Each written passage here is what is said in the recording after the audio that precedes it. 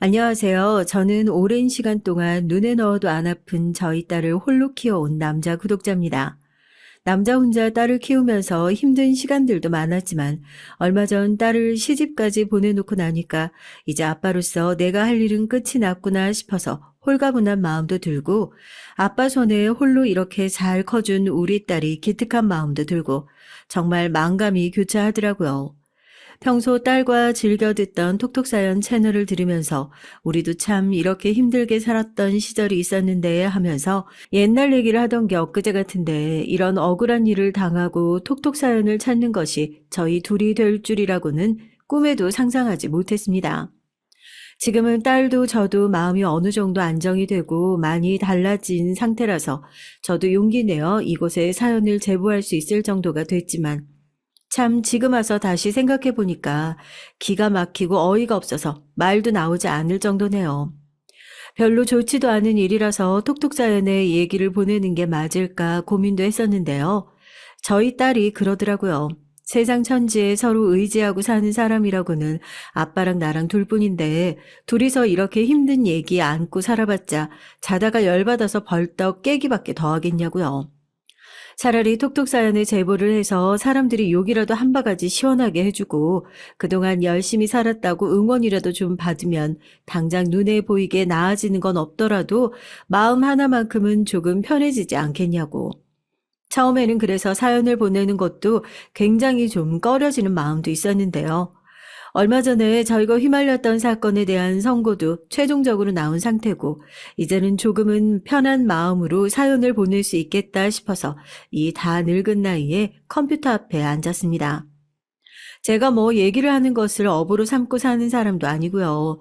평생을 그냥 땀 흘려 일만 해본 사람이라서 얘기하는 것이 많이 서툴 수 있겠지만 이런 서툰 아빠의 손길을 잘 견디고 훌륭하게 자라준 저희 딸아이처럼 구독자분들께서도 조금은 너그러운 마음으로 저희 사연을 들어주셨으면 좋겠다 싶습니다.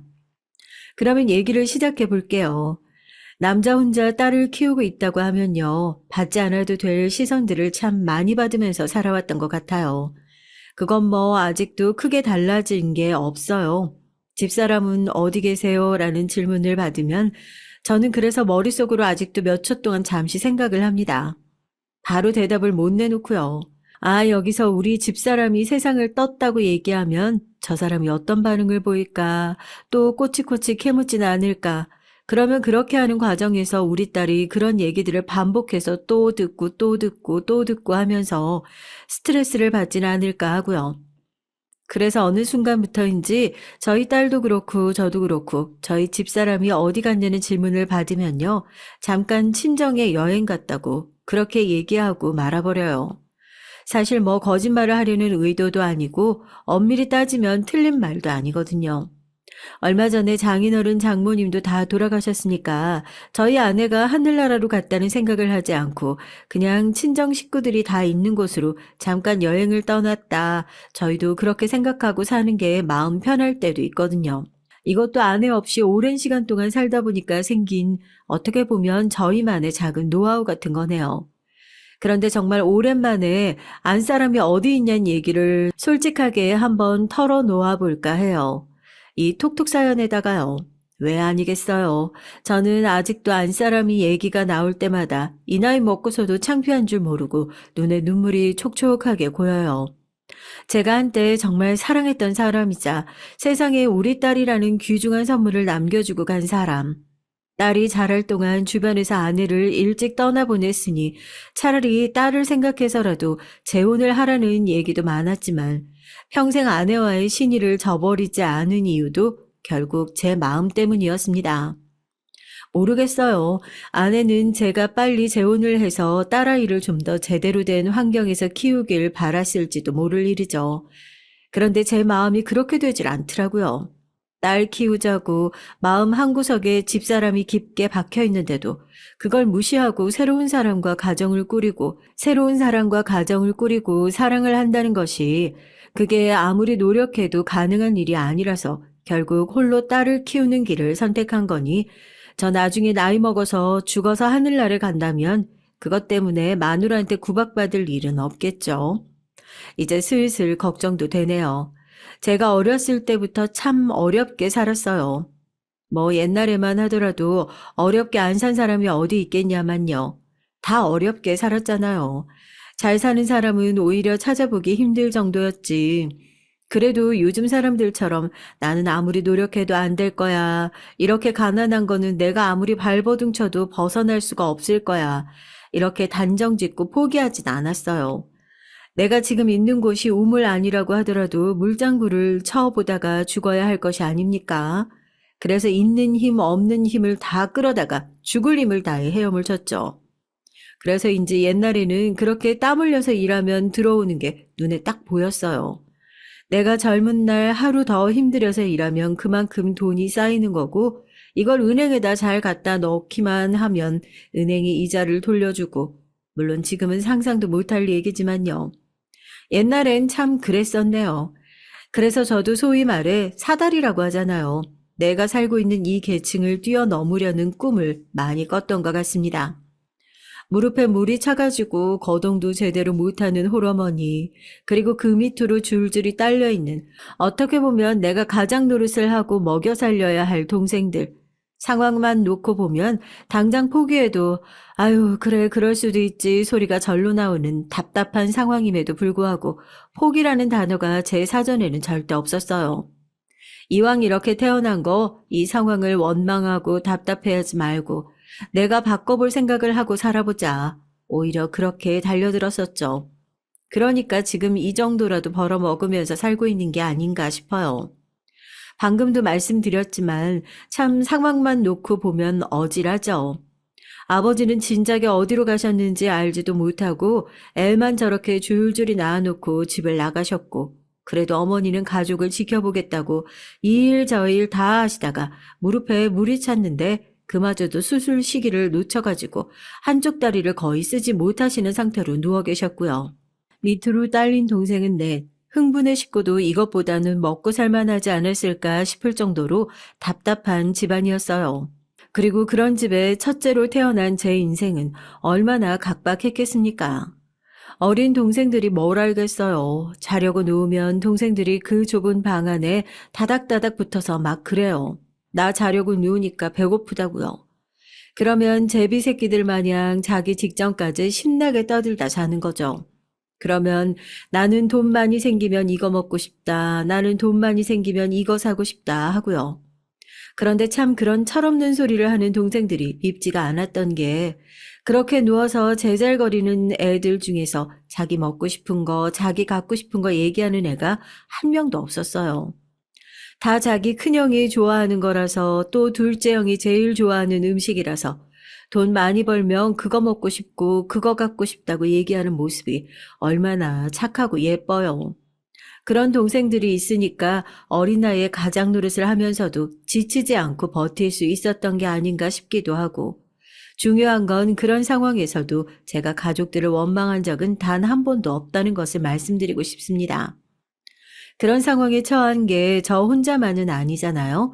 가족들도 똑같이 힘들고 어려운 상황일 텐데 저렇게 웃음을 잃지 않고 제잘거리고 있는 모습을 보면서 저도 힘을 얻고 이런 가족들이라도 다 함께 뭉쳐서 사는 게 얼마나 다행인 일이냐. 저 정말로 그런 것들에 감사하면서 유년 시절을 보냈던 것 같습니다.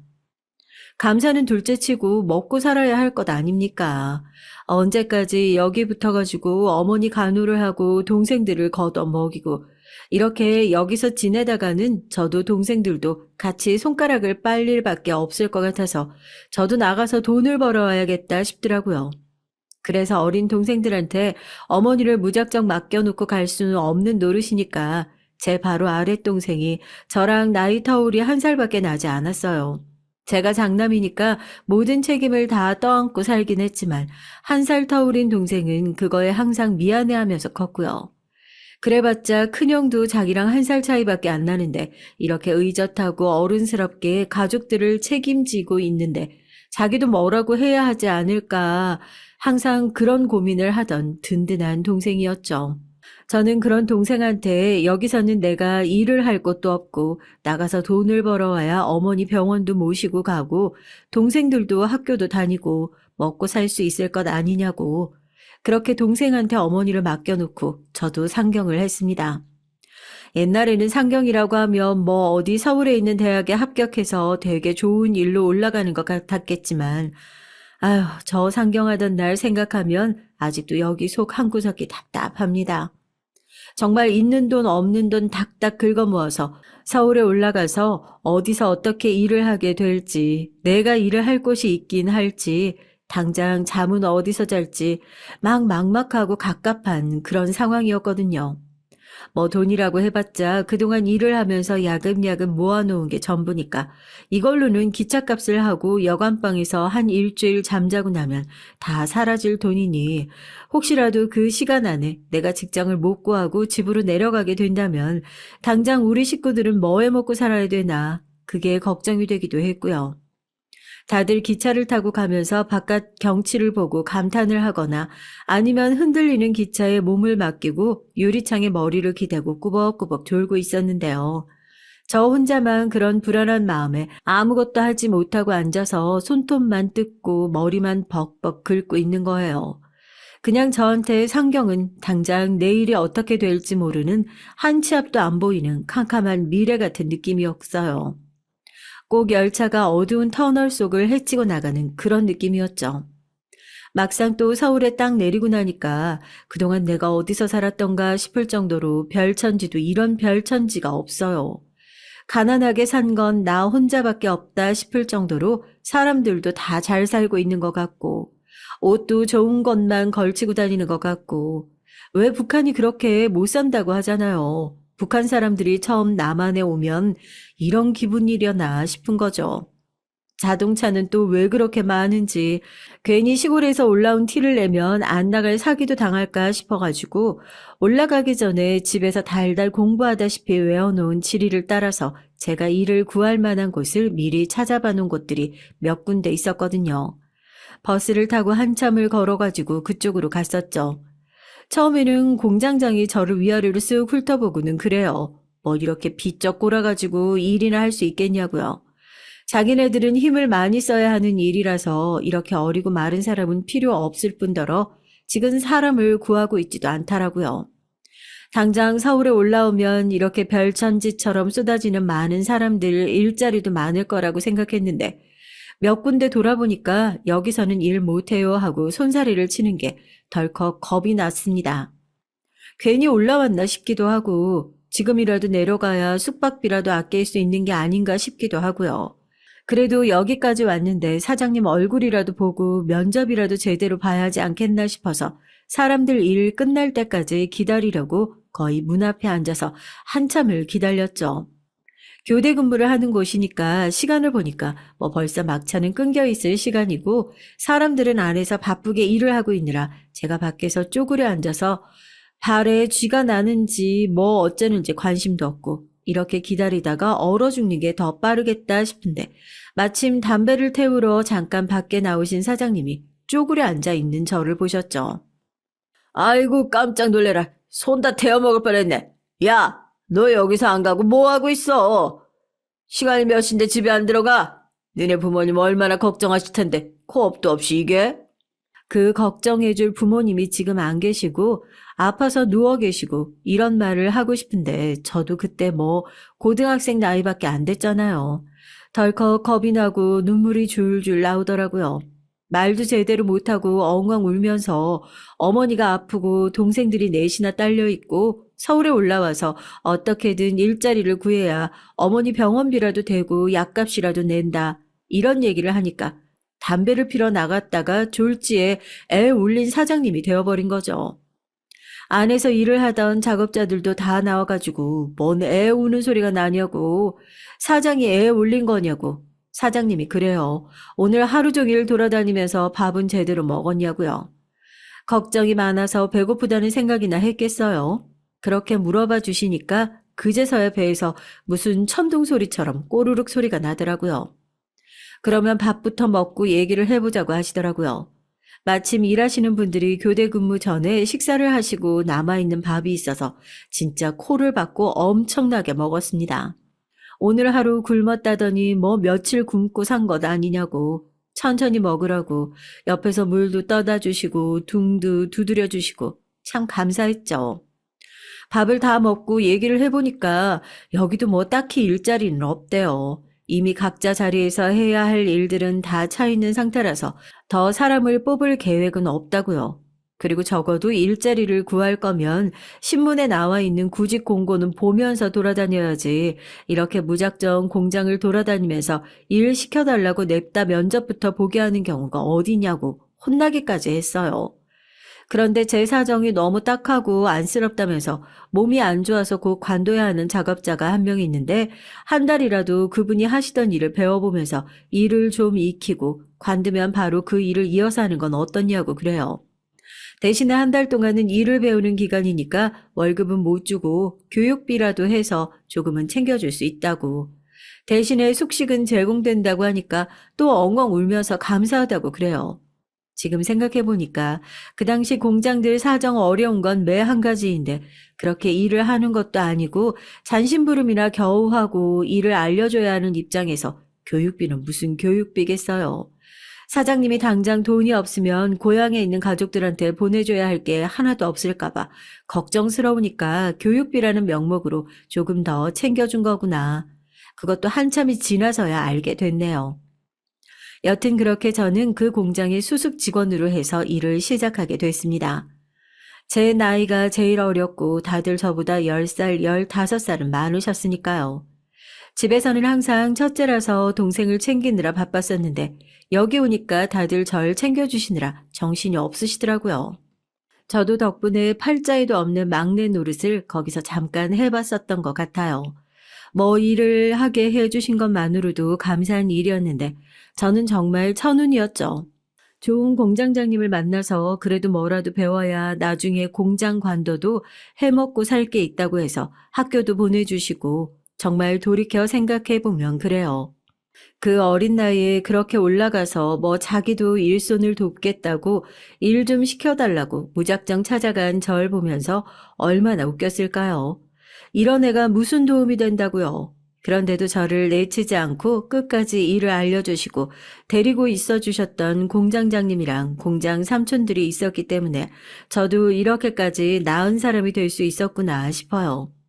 저도 그래서 지금 이 나이를 먹고 나서도 나도 누군가에게 그렇게 좋은 어른이 되었으면 좋겠구나 싶어서 더 열심히 사는 것도 있고요. 어쨌든 정말 정신없이 일을 했습니다.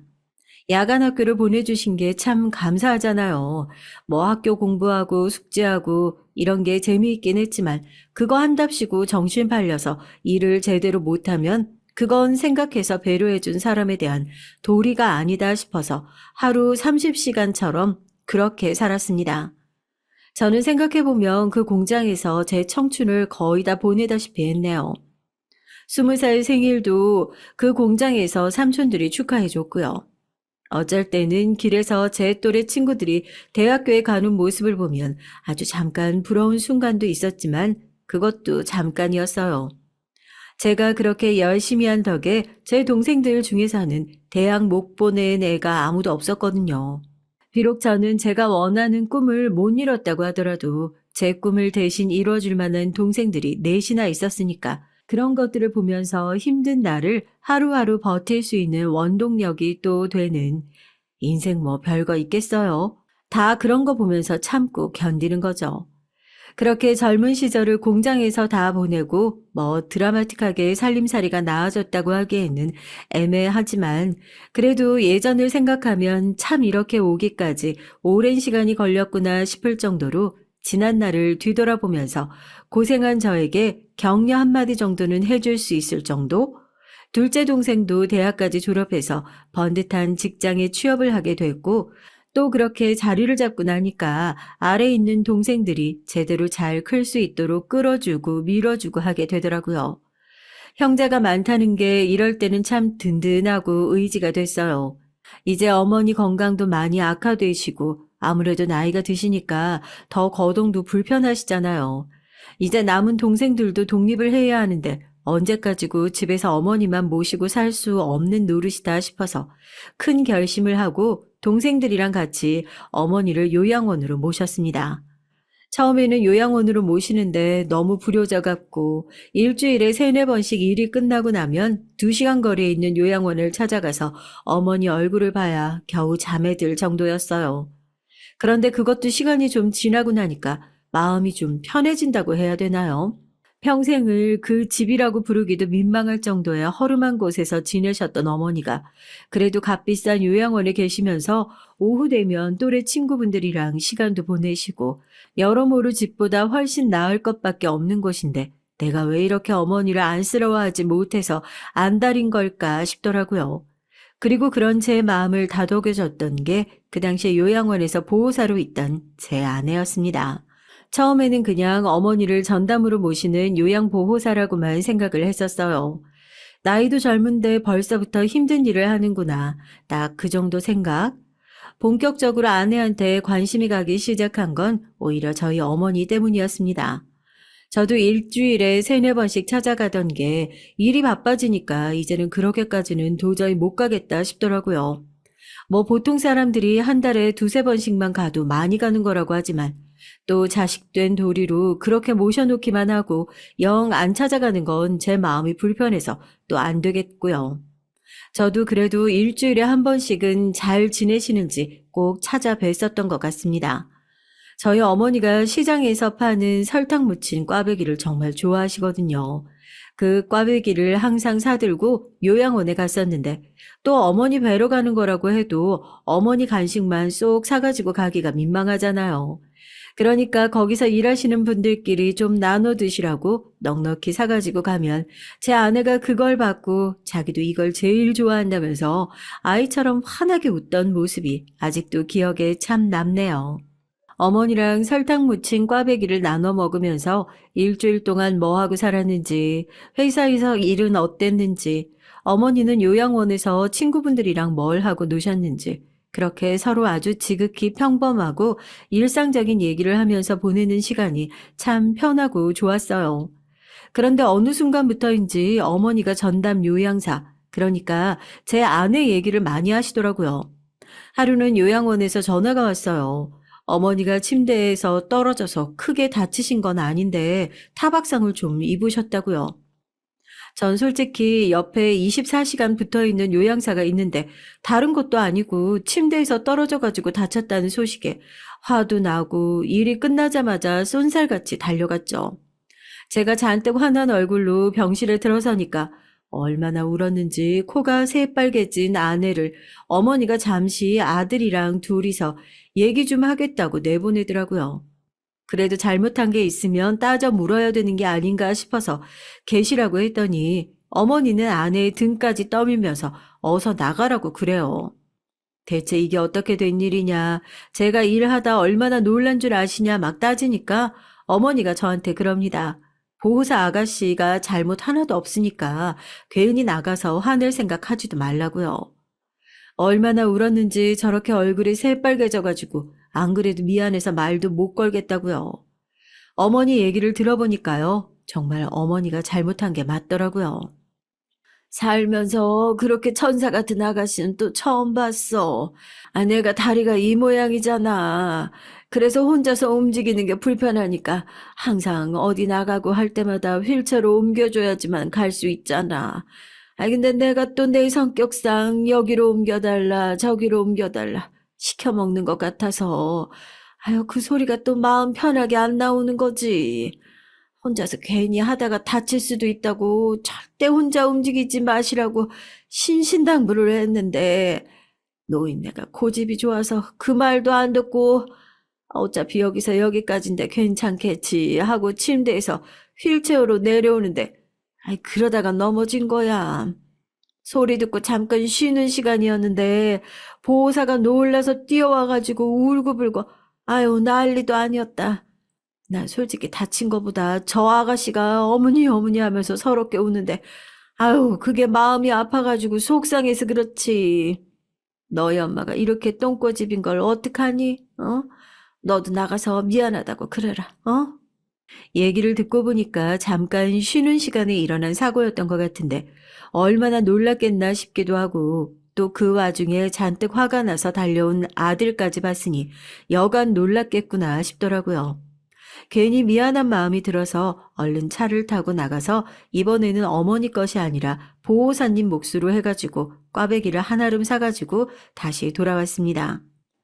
아직도 속이 많이 상했는지 커피를 마시면서 창문을 보고 훌쩍거리고 있길래 어깨를 두드리고 꽈배기 상자를 건넸어요. 제가 아까 앞뒤 모르고 무작정 벌컥 화를 내면서 달려온 것 같아서 죄송해요. 얘기 들어보니까 저희 어머니가 잘못하신 것 같던데 많이 놀라셨죠? 죄송합니다. 워낙 어머니 밑에서 힘들게 자라서 순간적으로 어머니가 어떻게 되시는 게 아닌가 싶어서 많이 놀랬나 봐요. 얼굴도 예쁘신데 너그럽게 이해를 좀 해주세요. 죄송합니다. 분위기를 풀어보려고 농담을 던지니까 그제서야 배시시 웃으면서 괜찮다고 하더라고요. 그때부터 아내랑 급속도로 많이 친해졌던 것 같아요. 그날 얘기를 참 많이 했는데요. 아내의 가정사도 뭐 말 못할 정도로 복잡한 사연이 있더라고요. 부모님이 두 분 다 오랜 시간 동안 병상에 계셔가지고 밝고 웃으시는 모습을 거의 못 보고 보내드렸다고. 그게 너무 후회가 돼서 지금 요양보호사 일을 하고 있다고요. 그래서 매주 일을 마치고 피곤할 때 어머니를 찾아오는 제 모습도 너무 좋아 보이고 또 그런 아들을 보면서 상태가 눈에 띄게 좋아지시는 저희 어머니를 보면서 자기도 그때 못했던 것들을 갖고 있는 느낌이라는 기분이 참 좋다고 하더라고요. 그런 얘기를 듣고 나니까 뭔가 더 마음이 갔던 것 같아요. 그 전까지는 단순히 저희 어머니의 간호를 해주는 고마운 사람 정도라고 생각을 했었는데 이제 보니까 나이도 저랑 얼마 차이 나지 않고 이런 일을 하면서도 싫은 소리 한 번을 안 하는 거 보면 성품이 얼마나 바르고 고운 사람이었는지는 말 안 해도 아시겠죠? 제가 성격이 뭐 하나 해야겠다 마음을 먹으면 불도저처럼 그것만 보고 막 달려가는 스타일이라서요. 그때 그 얘기를 듣고 나서 아내랑 결혼을 해야겠다. 내가 그전까지는 결혼할 생각이 전혀 없긴 했는데 그래도 결혼을 해야겠다면 저 여자랑 해야겠다. 마음속으로 그렇게 결심을 했다니까요. 저희 어머니께서도 너는 나를 보러 요양원에 오는 거냐고 이 아가씨를 보려고 오는 거냐고 말을 할 정도로 요양원 문턱이 달아라 찾아간 것 같아요. 그러면서 어머니랑 얘기를 하는 시간보다 아내랑 얘기를 하는 시간이 많아지고 생각해보면 그때 아내도 제가 마냥 싫지만은 않았으니까 그런 시간을 다 받아준 거 아니겠어요? 그렇게 3개월 정도 열심히 좋아하는 간식 사다 바치고 생각이 나서 사왔다면서 태어나서 처음으로 꽃다발이란 것도 제 돈 주고 사보고 참 웃기죠. 어머니가 뒤에서 다 보고 있는데 아들이 그렇게 연애도 제대로 못해서 땀을 삐질삐질 흘리는 모습을 보여주고 있었던 게요. 그래도 저희 어머니가 알게 모르게 뒤에서 많이 등을 떠밀어 주신 덕분에 아내도 제 고백을 받아주고 그렇게 연인 관계로 한 1년을 더 지내다가 결혼을 하게 됐습니다. 결혼식장도 참 초라했어요. 아내한테는 돌아서 생각해보면 미안한 마음밖에 없네요. 그때쯤 해서 어머니 상태가 급속도로 안 좋아지셔가지고 그래 어머니 생각해서 돌아가시기 전에 결혼식이라도 빨리 올리자 싶은 마음에 마을이 좋아 결혼식이지 그냥 평소에 다니던 교회에 가서 목사님께 주례를 부탁드리고 서로 결혼 반지나 나눠 끼는 정도였거든요. 부모님을 두 분 다 여의고 제대로 된 친척들도 없는 아내도 그렇고 저는 그나마 동생들이 많으니까 하객이랍시고 동생들이 그 자리를 다 채워준 덕분에 둘만 있는 썰렁한 결혼식은 안 됐지만 말입니다. 그런 초라한 결혼식에도 확실히 형제들이 많으니까 정말 잔치 느낌 나면서 하객이 적으니까 더 맛있는 거 먹어도 되겠다고 결혼식을 이렇게밖에 못 해주는 것도 미안한데 아내는 결혼식이 끝나고 신혼여행도 다 반납하고 제 동생들을 모조리 끌고 가서 무려 소갈비집에 가서 배 터지게 갈비를 먹여주고 반납한 신혼여행 기간에는 저희 어머니를 간호했어요. 그 당시에 아내가 없었더라면 제가 어머니의 병환을 과연 혼자서 감당할 수 있었을까요?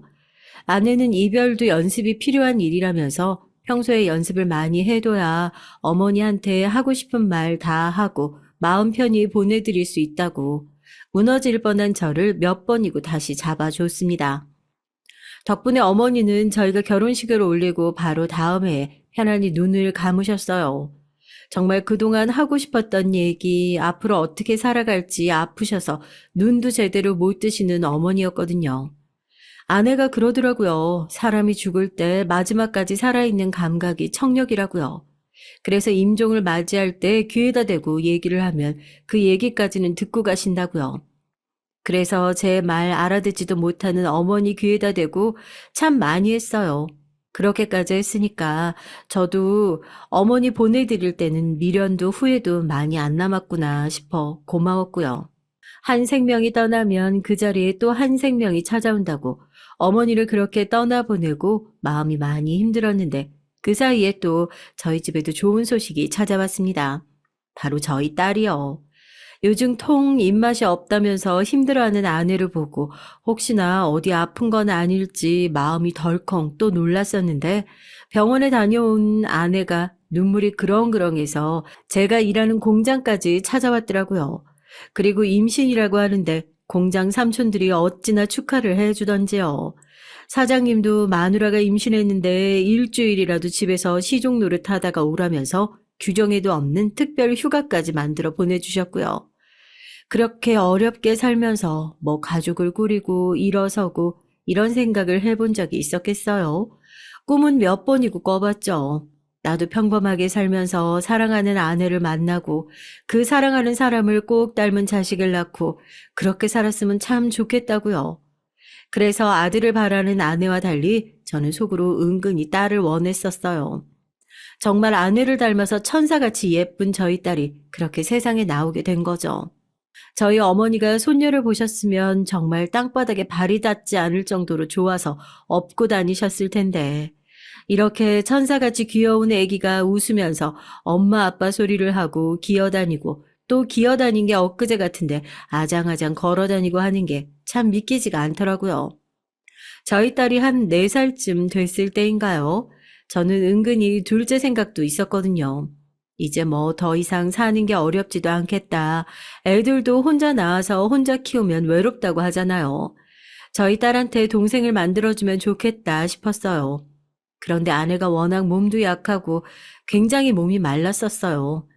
그렇게 마른 사람이라서 둘째는 제대로 가질 수 있겠나 싶어가지고 아내도 저도 둘 다 아이는 더 갖고 싶은데 아내의 몸 생각을 해서 이게 맞는 건가 싶어가지고 그래서 처음에 병원에 찾아갔죠. 그럼 차라리 제대로 검진을 한번 좀 받아보고 안 그래도 요즘 아내가 살이 좀 많이 빠진 것 같아서 걱정도 됐던 터라서 그리고 나서 상태를 보고 둘째를 낳던지 어쩌던지 하면 되지 않겠냐고요. 그런데 이렇게 충격적인 소식을 듣게 될 줄은 몰랐던 거죠. 병원에 가니까요. 아내가 시한부랍니다. 어제까지만 하더라도 소녀같이 웃고 팔팔하게 뛰어다니고 한 팔에는 애를 안고 한 손으로는 청소며 빨래며 집안일을 슈퍼맨처럼 해내던 제 아내가요. 이제 길어야 3개월밖에 살 수 없다는 겁니다. 저 그 자리에서 벌떡 일어나서 의사 선생님 멱살을 잡고 똑바로 말하라고 그랬어요. 췌장암이래요. 이미 발견이 너무 늦었다고요. 생각해보니까 돌아가신 장인어른과 장모님도 똑같은 병을 앓고 있었다고 했었거든요. 아내의 표정은 올 게 왔구나 싶어 하더라고요. 저희 아기는 아직 아무것도 모르고 엄마 아빠 하면서 방긋방긋 옆에서 웃고 있는데 대체 이걸 어떻게 해야 하나 싶었습니다. 아직 포기하기는 이르다고 아내를 데리고 유명하다는 병원은 다 쫓아가 본 것 같아요. 3개월이라는 시간은 또 왜 이렇게 짧은지. 그래도 병원비라도 돼야 하니까 직장은 차마 관두지 못하고 그렇게 좋다는 치료는 다 해보고 심지어 시골의 별장처럼 작은 집을 지어서 양약, 한약, 민간요법까지 좋다는 방법은 다 해본 것 같아요. 이미 항암 때문에 머리가 다 빠져버린 아내가 어느 날 제 손을 붙잡고 그러더라고요. 이제 우리 그만하자고요. 자기한테 시간이 얼마 남았는지도 모르는데 이런 의미 없는 짓 그만하고 그냥 남은 시간 같이 시간을 보내자고요. 저 그 얘기를 듣고 아내 손을 붙잡고 무너져서 엉엉 울었습니다. 아내가 그 얘기를 할 때 저는 이미 알고 있었거든요. 더 이상 내가 할 수 있는 방법이 아무것도 없다는 것을요. 그러니까 제가 그때 할 수 있는 거라고는 현명한 아내의 선택을 받아들이는 방법밖에 없었습니다. 의미 없는 치료를 멈추고 집으로 돌아와서 휴가를 쓰고 아내와 딸과 어쩌면 마지막 휴가를 보냈어요. 아내가 그렇게 가고 싶어 하던 바닷가도 다녀왔고, 평소라면 건강 생각해서 절대 먹지 말아야 할 라면도 아주 싱겁게 한번 끓여줬고요. 그래도 마지막까지 원하는 것들을 다 해줬었네요. 별거 아니지만요. 그리고 떠날 때가 다 되어서 병상에서 콧줄을 끼고 숨을 헐떡거리고 있는 아내의 귀에다 대고 계속 그랬어요. 사랑한다고. 우리 딸아이의 엄마가 되어줘서 너무 고맙다고요. 다음 생에는 꼭 부잣집 마나님으로 태어나서 호강만 하다가 가라고요. 내 아내가 되어줘서 너무너무 고맙다고. 너무너무 사랑한다고요. 아내의 얘기처럼 아내는 제가 한 사랑 고백을 다 듣고 갔을지 모르겠네요. 짧은 세월이었지만 참 행복한 결혼 생활이었습니다. 이제 제 곁에 남아있는 사람이라고는 아내가 이 세상에 남겨준 천사 같은 제 딸 하나뿐이었어요. 처음에는 딸 얼굴만 봐도 눈물이 그냥 줄줄 나왔죠. 이걸 이제 어떻게 키워야 하나 싶었고요. 딸이 워낙 어리기도 하고 제 나이도 그렇게 많지 않아서 주변에서는 남자 혼자 애를 어떻게 키우냐고 1살이라도 어릴 때 재혼을 하는 게 좋다면서 재혼자리도 많이 알아봐 주셨죠. 그런데 마누라가 그렇게 된 지 얼마나 됐다고 냉큼 결혼을 하는 것도 그렇고 남자 혼자 딸 하나 왜 못 키우냐 솔직히 그런 욱하는 마음도 있었던 것 같아요. 내 딸은 내가 제일 잘하는데 괜히 내 욕심 채운답시고 재혼을 해서 계모 손에 자라게 하는 것도 마음에 놓이지가 않고 또 그렇게 재혼을 한다고 하더라도 딸애가 커가면서 받아야 할 상처는 얼마나 많을지 상상이 되지 않더라고요. 차라리 그럴 바에는 그냥 먹을 유혹이 있으면 내가 다 먹고 그냥 좀 더 열심히 살고 좀 더 좋은 아빠가 돼서 이 애한테 든든한 울타리가 되어주자 했어요. 그동안 모아둔 돈은 아내의 병간호를 한답시고 병원이며 뭐 시골의 좋은 곳에서 요양을 하면 좀 나아질까 싶어서 돈도 되지 않는 시골에다가 전원주택을 사고 해서 수중에 남아있는 돈이 거의 없는 상태였고 애가 유치원에 들어가기 전까지는 어떻게든 맡겨놓고 일을 해야 하는 상황이었거든요. 이 상황에서는 제 동생들이 많은 도움을 줬습니다. 형수님 덕분에 결국에 어머니도 편하게 보내드릴 수 있었던 거 아니냐고. 자기들도 형수님 빚 갚는 거라 생각하고 조카 잘하는데 필요한 거 있으면 뭐든 다 해주겠다고요. 솔직히 동생들 학교 보내고 뒷바라지 할 때 이런 것들을 바라고 했던 건 아니지만 이제서라도 은혜 갚는답시고 그렇게 앞다투어 저를 도우려고 하는 모습을 보니까 그래도 역시 남는 건 가족뿐이구나 싶고 마음이 짠하더라고요. 재수 씨가 많이 양해를 해준 덕분에 저희 애가 유치원 들어가기 전까지는 거의 둘째 내에서 조카랑 같이 기르다시피 하면서 양육을 해줬어요. 애 키우는 게 그렇게 힘들 줄 몰랐었죠. 밖에서 일한답시고 마누라한테 거의 육아와 살림을 다 맡겨놓고 살다시피 했었는데 이제 제가 그걸 같이 하려니까 그동안 아픈 몸으로 이것들을 다 했구나 싶어서 미안하기도 하고 참 마음이 아직도 그래요. 왜 돌아보면 고마운 것도 고마운 건데 미안하다는 생각이 앞섰는지요. 그래도 참 다행인 게 딸이 잘 커졌어요. 솔직히 많이 걱정했죠. 물론 제가 그렇게 키우지도 않았지만 애가 어디 가서 엄마 없는 애라는 소리를 들을까봐 특히 여자애들은 그렇잖아요. 엄마가 신경을 써주냐 안 써주냐가 밖에서 보면 티가 확 나잖아요. 아무래도 아빠 혼자 키우는 거니까 그런 데서 티가 날까 싶지 않았는데 제가 많이 노력을 한 탓인지 아니면 딸이 밖에서 그런 소리를 들어서도 집에 들어와서 티 한 번을 안 내는 건지 몰라도 별다른 탈 없이 잘 컸던 것 같아요. 안쓰럽기도 많이 안쓰러웠죠. 저희 딸이 공부도 꽤나 잘했었거든요. 뭐 남들은 어디 학원에 보내달라고 과외 선생님을 콕 집어서 누구를 붙여달라고 그런 부탁을 한다는데 얘는 일절 집에 와서도 부탁이라는 것을 해본 적이 없었어요. 저도 참 무심한 아빠였던 게 그러면 주변 학부모들이랑 얘기도 하면서 요즘에는 어느 학원을 보내는 게 좋은지 애들 용돈은 얼마나 주는 게 좋은지 그런 것들을 물어봤어야 하는데 일을 하느라 바쁘다는 핑계로 애 마음을 많이 못 챙겨줬던 거죠. 그래서 저희 딸도 저한테 말 못할 부채의식 같은 게 있었나 봐요. 아빠가 혼자서 일을 저렇게 열심히 하는 이유가 나 때문이구나 하는. 딸 덕분에 안 죽고 이렇게 살아있다는 마음이었는데 그것도 말을 해야 아는 거죠. 어느 날 회식을 하고 느지막이 딸이 좋아하는 아이스크림을 사가지고 들어오는데 뭐를 하는지 들어온 소리도 못 들은 건지 집안이 조용해요. 그런데 뭔가 끄끄하는 소리가 들리더라고요.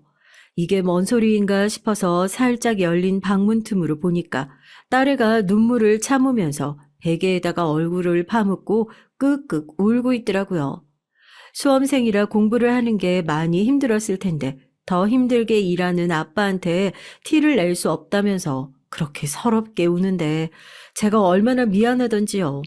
그래서 그때 딸애랑 약속을 했어요. 힘든 일이 있으면 절대 숨기지 말고 저한테 제일 먼저 말을 하자고요. 그런 딸이 언제 다 커서 시집을 가겠다고 이렇게 하니까 처음에는 얼떨떨 하더라고요. 애가 지금 무슨 소리를 하는 건가 싶기도 하고요.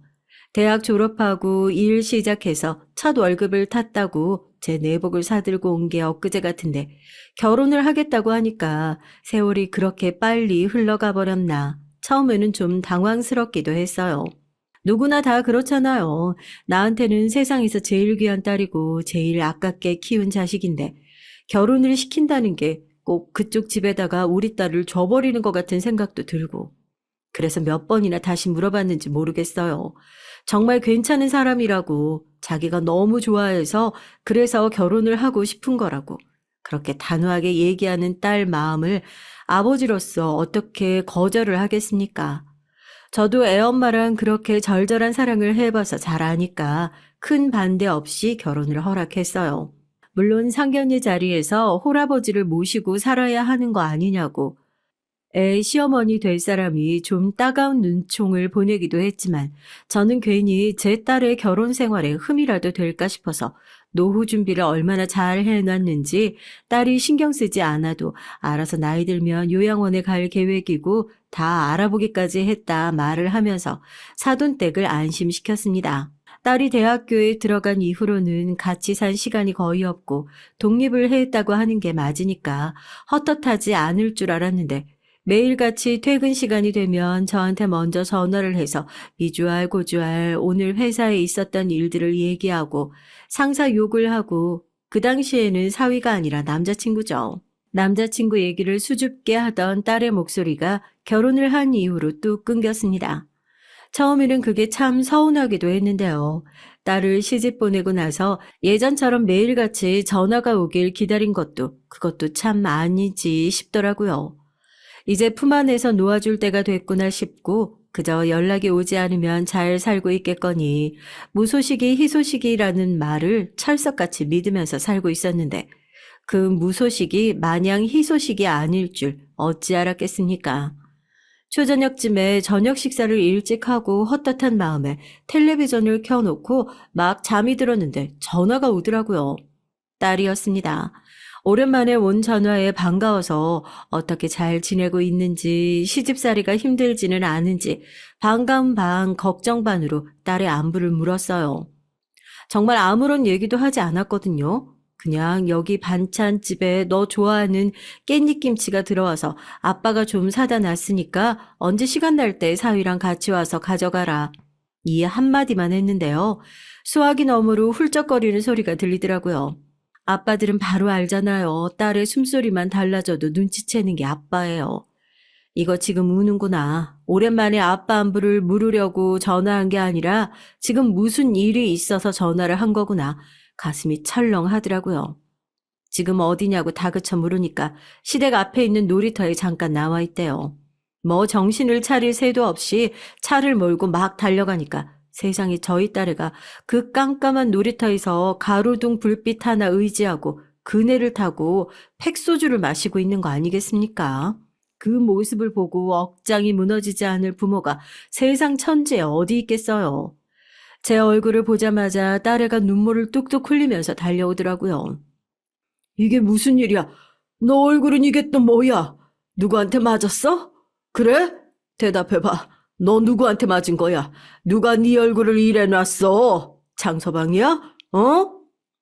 딸을 끌어안고 가로등 불빛 아래에서 보니까 뺨에 얇게 손톱 자국이 나 있고 얼굴도 한쪽이 부어 있는 게 아무리 봐도 누군가한테 맞은 것 같은 느낌이 들더라고요. 혹시라도 사위가 손찌검을 했나 다그쳐 물으니까 아니래요. 본인 시어머니가 그랬다고 하더라고요. 대체 이 작은 애가 때릴 데가 어디 있다고 손을 올리나 싶어서 그동안 무슨 일이 있었는지 천천히 얘기를 해보라고 하니까 딸아이 입에서 나오는 얘기들이 아주 가관입니다. 상견례 자리에서부터 인상이 쎄하다 했었는데 시집을 가고 당장은 독립시켜줄 비용도 없고 시집살이를 하는 게 맞지 않겠냐면서 시댁에서 지내게 됐었대요. 당연히 시부모님이랑 한 공간에 있는 게 얼마나 불편하겠어요. 긴장을 하니까 안 하던 실수도 하게 되고 마음도 불편하고 한데 시어머니가 뭐 빌미를 잡았다 싶을 정도로 구박을 했답니다. 최근에는 걸어다니는 소리도 거슬린다고 해서 실내용 슬리퍼에다가 스펀지까지 붙여가지고 신고 다니는데도 그저 눈에 걸리면 눈에 거슬린다고 난리를 치고 짜증을 내는 통에 살 수가 없다고 하더라고요. 사랑하는 사람이라고 결혼시켜달라고 믿어달라고 아버지한테 그렇게 얘기를 했는데 어떻게 시댁에서 이런 구박을 받고 사는 것을 말할 수가 있었겠냐면서 펑펑 우는데 저 정말 피가 거꾸로 솟는 느낌이 들더라고요. 당장에 저 미친 집구석에다가 기름통이라도 던지고 불이라도 질러버리고 싶은 마음이 드는데 일단 혼내는 건 둘째치고 본때를 보여줘야 할 거 아닙니까?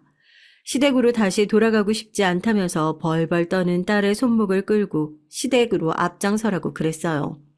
나올 때 나오더라도 저 사람들한테 제대로 보여주고 나와야지. 이렇게 너 혼자 일방적으로 두드려 맞고 집에 들어오면 그건 아빠 얼굴에 먹칠하는 짓이라고요. 딸도 울면서 앞장을 섰어요. 혹시라도 돈 안 주고 부리던 노예가 집이라도 나갔을까봐 골목 끝에서부터 나와가지고 지키고 서 있던 사돈이 제 얼굴을 보고 깜짝 놀라가지고 무슨 일로 여기까지 오셨냐고. 며느리가 말을 잘 안 들어가지고 혼 좀 냈는데 그새 못 참고 아버지한테 일러 바친 거냐고 그렇게 셀셀거리더라고요. 제가 어떻게 했냐고요? 뭘 어떻게 했겠어요. 그대로 손을 올려가지고 사돈의 뺨을 똑같이 후려쳤습니다. 아무리 그래도 남자한테 맞은 거니까 충격이 상당히 했겠죠. 바닥에 나자빠져가지고 이게 뭔가 했을 거예요. 밖에서 시끄러운 소리가 나니까 저녁을 먹고 있던 동네 사람들도 다 이게 무슨 일인가 하고 나왔고요. 제가 그랬어요. 예, 맞습니다. 저희 사돈인데 제가 뺨 한 대 때렸습니다. 저희 딸 예뻐해주지 않아도 되니까 잘 가르쳐서 데리고 살아달라 부탁해서 보내놨더니 걷는 소리도 듣기 싫다고 꼴도 보기 싫다고 애를 얼마나 쥐잡듯이 잡았으면 애 끌어안으려고 팔을 올렸는데 맞으려는 줄 알고 웅크리더랍니다. 그래서 한 대 때렸습니다. 신고하실 분들 있으면 신고하세요. 제가 그렇게 얘기를 하니까 동네 사람들이 저 시모가 원래부터 악독했다면서 증인처럼 하나 둘씩 나와서 얘기를 하더라고요. 누구는 추운 날에 옷도 제대로 안 입혀서 며느리를 쫓아낸 것을 봤네. 이 앞에서 얼굴에 손찌검하는 모습을 봤네 하면서요. 저는 고개를 숙이고 펑펑 울고 있는 딸한테 이렇게 안 숨기고 안 참고 살아도 네 편 들어줄 사람이 세고 셌다면서 다시는 저런 말도 안 되는 사람들이랑 엮이지도 말자고 그렇게 딸아이를 품어주었습니다. 거기서 끝났냐고요?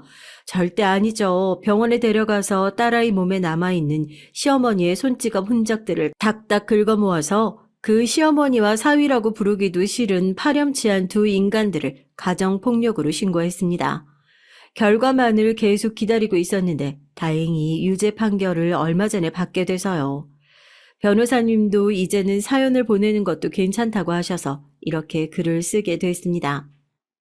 말을 할 사람이 없어서 창피해서 미안해서 그런 이유로 말을 하지 못하는 제 딸 같은 사람들이 얼마나 많이 이 사연을 들으면서 눈물을 흘리고 있겠습니까? 절대 참지 말라고 그 얘기를 꼭 해주면서 사연을 마무리하려고 합니다. 제 딸이 그랬던 것처럼 부모가 아니더라도 주변에서 그 모습을 지켜보고 힘이 되어줄 사람들은 언제든지 서 있으니까요. 내 편이 하나도 없을까봐 걱정하면서 괜히 나 아프고 힘든 걸 숨기고 사는 그런 미련한 짓을 다시는 하지 않았으면 합니다. 제 딸도 사연을 듣고 있는 여러분들도요. 안녕하세요. 저는 30대 후반 주부입니다. 결혼한 지는 이제 8년 정도 됐어요. 오늘은 저희 시댁 식구들, 그리고 제게 있었던 엄청난 행운에 대해서 얘기할까 하는데요. 그러려면 먼저 저희 시댁에 대한 소개가 좀 있어야 할 것 같습니다. 저희 시댁은 시아버지가 일찍 돌아가시고 시어머니께서 아들 셋을 혼자 키워내셨죠. 제가 시집 올 때 큰 아주버님이 남편보다 8살, 작은 아주버님이 남편보다 5살 많았어요. 네, 저희 신랑이 막내예요. 보통 이런 집안이라고 하면 막내가 굉장히 사랑을 받으면서 자랐을 것 같은데 저희 신랑은 그러지 않았다고 하더라고요. 매일 형들에게 혼나고 맞고 그랬대요. 큰 아주버님은 원래부터 공부에는 영 재능이 없으셔서 고등학교를 졸업하자마자 건설회사에 취직해서 지금은 현장 관리 일을 하시고, 작은 아주버님은 공부를 아주 잘하셔서 좋은 대학을 나오셨습니다. 그래서 지금은 대기업에서 일을 하고 계세요. 임원이 되기 위해 밤낮으로 엄청 노력하신다고 들었습니다. 저희 남편은 그저 그런 전문대를 나와서 취직이 안 되다가 현재는 자동차 정비소에 다니고 있어요. 뭐 빠듯한 살림이지만 남편이 손재주가 괜찮은지 여기저기 데려가려는 곳이 많아서 나름 먹고 살 만합니다. 시댁 식구들은 1년에 2번 모여요. 추석 때 한 번, 설날 때 한 번 말이죠. 제가 시어머니 댁에서 제일 가까이 살고 있어서 저는 한 달에 한두 번 정도는 찾아가 뵙는 것 같습니다. 그럴 때마다 네 손윗동서들은 1년에 딱 2번 오고 전화도 안 한다 하시며 섭섭해 하시더라고요. 저희 시어머니는 이제 곧 팔순이세요. 요즘 팔순이면 다들 많이 할머니, 할아버지 같지도 않던데 저희 시어머니는 젊어서 안 해본 일이 없이 고생을 너무 많이 하셔서 그런가 또래 다른 어르신들보다 더 빨리 늙으신 것 같더라고요. 저도 아들만 둘 있거든요. 그래서 아들 셋을 여자 혼자 키운다는 게 얼만큼 힘든 일인지 잘 알기에 어머님이 안쓰러웠던 적이 한두 번이 아닙니다. 그렇게 키워낸 아들들이 평소에는 연락 한 번도 없으니 당연히 서운할 만하시죠. 그래서 제가 남편한테 종종 말해요. 당신이라도 잘해. 너야 잘하지, 언제나. 더 잘해. 자주 찾아뵙고. 요즘 부쩍 우울해하시는 것 같아. 노인 우울증이라고 들어보셨나요? 노인분들이 걸리시는 우울증인데 젊은 사람들과 다른 점은 나이가 든 어르신들은 이 증상이 치매로 연결되는 경우도 종종 있다고들 하더라고요. 물론 어머님은 아직 그런 기미가 보이시진 않지만 그래도 걱정이 되어 저희라도 자주 찾아뵙자 그렇게 말했습니다. 그래서 일주일에 한 번씩 찾아뵙고 외식도 하고 아들들도 자주 데려갔어요. 날이 좋으면 드라이브도 가고 어머님이랑 둘이 쇼핑도 가고 말이죠. 제 노력을 알아주셨는지 어땠는지 어머님 기분이 점점 좋아지는 게 느껴져서 저도 너무 뿌듯했습니다. 하지만 저희의 이런 노력을 하루아침에 물거품으로 만드는 일이 있었어요. 1년에 2번 모인다는 그 명절 중 하루인 추석이었습니다. 2월쯤 설을 보고 마지막이었으니까 거의 7개월이 넘는 시간 만에 보는 거였죠. 근데 큰집, 중간집 둘 다 손주들을 다 안 데리고 왔더라고요. 1년에 2번 보는 손주들이라 어머님이 많이 서운하셨는지 한마디 하셨습니다. 애들은 왜 안 데리고 왔어? 얼굴 보고 싶은데. 애들이 이제 입시 준비해야 되잖아요. 아, 오늘도 학원 갔어요. 저희 집 애들은 오늘 오디션이 있다고 해서, 아, 그리고 말 나온 김에 말인데요. 요즘 애들 명절 때 굳이 안 모이고 각자 집에서 휴가나 가잖아요. 앞으로 저희도 그렇게 하면 안 될까요? 그거 너무 좋지. 어머님, 요즘 명절에 공항 가보세요. 다들 가족이라고 모이거나 그러지 않고 해외여행 가고 그런다니까요. 저희도 각자 편하게 그렇게 하는 게 어떨까요? 아, 요즘 누가 명절에 만나서 제사 지내고 그래요? 이렇게 좁은 집에 다닥다닥 붙어서 자면서. 아니, 그래도 1년에 딱 2번 모이는 건데, 어머님이 손주들 얼굴도 보고 싶고 그러실 거 아니에요. 어머, 막내 동생 말 서운하게 한다. 아, 우리가 뭐 안 온대? 명절에 안 모이면 명절 아닐 때 가끔 애들 데리고 와서 어머님이랑 밥도 먹고 그러면 되는 거지. 그러니까요. 막내 동서, 우리 못된 사람 만드네. 다른 날 안 온다고는 안 했는데? 속으로는 퍽이나 오시겠어요 라는 생각을 했지만 어머님도 가만히 계시는데 제가 나서는 건 아닌 것 같아서 그냥 작게 한숨만 쉬었습니다. 어머님은 잠시 생각하시는 것 같더니 입을 떼셨어요. 애들 데리고 종종 올게냐? 당연하죠. 그치, 여보? 예, 어머니. 저희도요. 명절에는 길게 쉬니까 저희끼리 어디 놀러 가고 싶다. 그래서 그러는 거죠, 뭐. 아닐 때는 그냥 놀러 올게요, 애들 데리고. 네, 그럴게요. 그렇게 하시죠, 어머니. 마치 다 짜고 온 것처럼 죽이 아주 그냥 착착 맞더라고요. 그런 모습을 보니 한숨만 나왔지만 어머님은 그래도 그 말을 믿으시는 건지 아니면 믿고 싶은 건지 작게 웃으며 고개를 끄덕이셨습니다. 그리고 거의 1년 가까이 지났지만 두 가족 다 한 번도 어머님 집에 찾아오지 않았어요. 저는 예상했던 결과였지만 어머님의 우울증은 날로 심해져 갔습니다. 왜 아니겠어요. 전화해도 바쁘다 제대로 받아주지도 않는 것 같던데요, 뭐. 저희가 잘해드리는 것만으로는 한계가 있었습니다. 아무리 저희가 잘한다고 해도 어머님이 서운하고 보고 싶은 사람은 또 있는 거니까요. 결국 남편이 못 참고 형들에게 전화를 돌렸습니다. 좀 너무한 거 아니에요? 어머니 지금 손주는 보고 싶고 형님들한테 서운해서 알아놓으셨는데 명절 때 안 오는 대신 종종 찾아뵙는다면서요. 지금 1년이나 지난 거 알고 계세요? 전화도 한 통 안 한다면서요. 막내가 어디서 형님들을 혼내냐는 말만 들었죠. 물론 그 효과가 없진 않았는지 그 뒤로 한 번 오긴 했습니다. 그마저도 반나절도 안 머물다 돌아갔어요. 그러고 또 수개월째 연락 한 번이 없는 것 같더라고요. 니네가 나 때문에 고생이 많다. 아유, 그런 말 하지 마세요. 저희가 막 엄청 잘하는 것도 아닌데요, 뭘. 그럴 때면 아니라고 너네만큼 잘하는 애들 못 봤다며 항상 웃으며 말씀하셨죠. 어느 날은 어머님도 포기하셨는지 저를 불러다가 이런 말씀을 하시더라고요. 평생 가야 먼저 지 엄마한테 연락도 안 하는 자식들 다 필요 없다. 니들만 있으면 되는 거지 뭐. 그리고 좀 마음이 편해지신 건지 우울하시던 것도 점점 좋아지는 것 같았습니다. 남편도 저도 앞으로 그냥 이렇게 살자고 이게 오히려 마음이 편하다고 막 그랬었어요. 그러던 어느 날이었습니다. 어머님께 전화를 드렸는데 받지 않으시더라고요. 목욕탕 가셨나? 원래 평소에 목욕탕을 자주 가시던지라 그냥 그런가 보다 생각했어요. 하지만 한참이 지나도 전화가 걸려오지 않았죠.